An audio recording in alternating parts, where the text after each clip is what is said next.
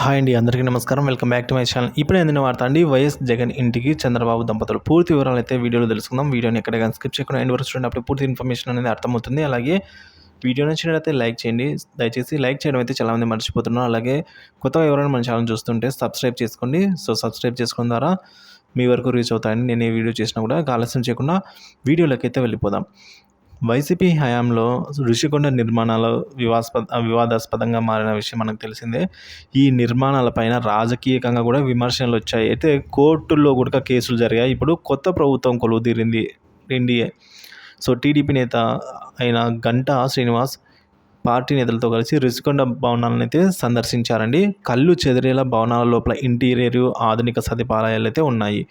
మరి 500 కోట్ల ఖర్చుతో నిర్మించిన ఈ భవనాలను కూటమి ప్రభుత్వం ఎలా వినియోగించుకునుంది, సో దాన్ని ఏ దానికి ఉపయోగించుకోనుంది అనేది అంశం అయితే ఇప్పుడు సర్వత్రా కీలకంగా మారింది. సో కొన్నేళ్లుగా సక్సెస్గా మారిన రిషికొండ భవనాల తలుపులు ఎట్టకేలకు తెరుచుకున్నాయి.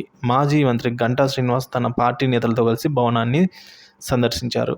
ఋషికొండ జుట్టు 22 ఎకరాలు ఉండగా అందులో 9.8 ఎకరాల్లో గతంలోనే హరిత రిసార్ట్ల పేరుతో హోటళ్ళు, రూమ్లు ఉండేవి. ఇప్పుడు అవి తీసేసి ఈ కట్టడాలు జరిగాయి.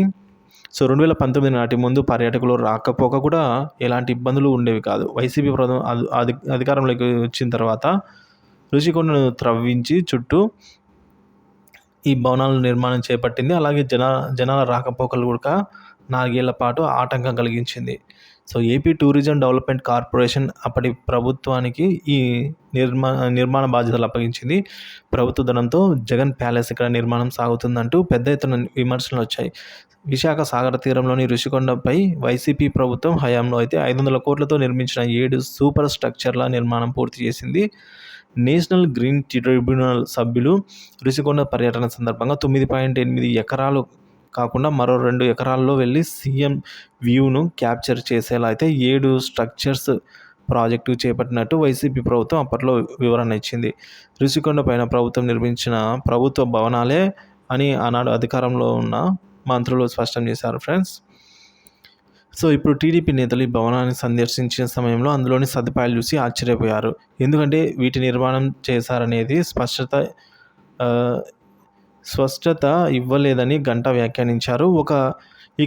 ఇక ఇప్పుడు టీడీపీ ప్రభుత్వం అంటే కూటమి ప్రభుత్వం అధికారంలోకి రావడంతో ఋషికొండ భవనాలను ఏం చేస్తారు ఇప్పుడు అనేది ఆసక్తిగా మారింది. ఒకవేళ ఈ భవనాలను యథాతథంగా వాడుకుంటే జగన్ సర్కార్పై చేసిన ఆరోపణలు టీడీపీ ఏదైతే అక్రమ కట్టడాలు అన్నదో సో వాటన్నిటిని ఇప్పుడు ఎదుర్కోవాల్సి వస్తుంది. ఎందుకంటే వారు ఆరోపించారు, వారు ఉపయోగించుకోకూడదు. సో ధ్వంసం చేస్తే 100 కోట్ల ప్రజాధనం బూడిద పాలవుతుంది.